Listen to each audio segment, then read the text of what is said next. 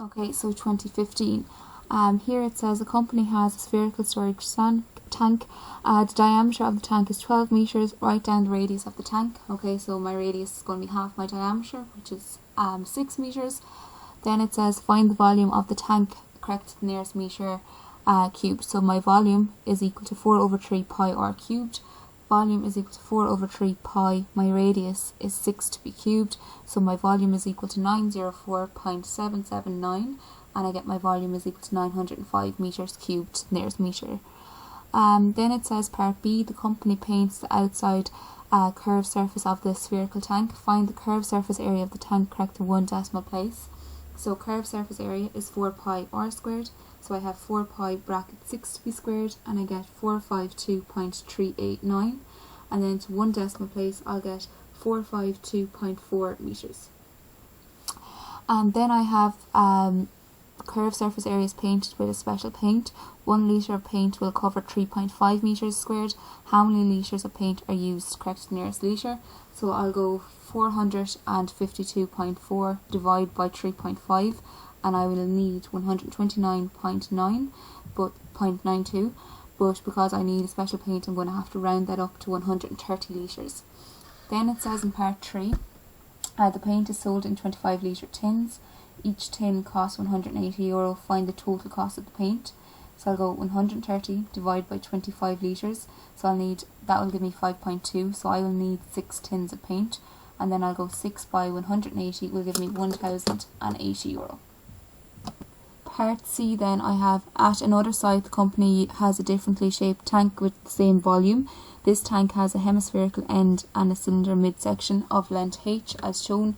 The radius of this hemispherical end is 4.5. So find the volume of one hemispherical end, correct to the nearest meter cubed. My volume is equal to 2 over 3 pi r cubed. Volume is equal to 2 over 3 pi. My radius is 4.5 to be cubed, and I get my volume is equal to 190.85, and to the nearest meter will give me 191 meters cubed. Then it tells me to find the length of the cylinder section, correct to one decimal place. So I have 2 hemispheres, so it's 2 by 191, which will give me 382, and that's my sphere. Then I have the volume of a cylinder is pi r squared h. I'm looking for the length, so that is my h. I fill in my formula. Pi bracket my r is 4.5 to be squared, my h, and I was told that's equal to the same volume as earlier, and when I multiply pi bracket 4.5 squared h I get 20.25 pi h. So now I have the cylinder plus the sphere is equal to 905, which I got earlier my volume of the other sphere. So I have 20.25 pi h is equal to 905 take away 382, and I have 20.25 pi h is equal to 523. H then is equal to 523 divide across by 20.25 pi. H is equal to 8.2 meters. Okay, now I'm on to question 5. So I have a field is divided into 8 sections as shown below. The width of each section is 3 meters. The height in meters of each section is given in the diagram. Use the trap rule to estimate the area of the field. So my formula, I have it down here, so h over 2. My h in this case is 3, so it's going to be 3 over 2. My first number is 4, and my last one is 8. So I have 4 plus 8 plus 2 times all the numbers in between, 5.8 plus 7 plus 6.5 plus 6 plus 4.8 plus 6 plus 6.5.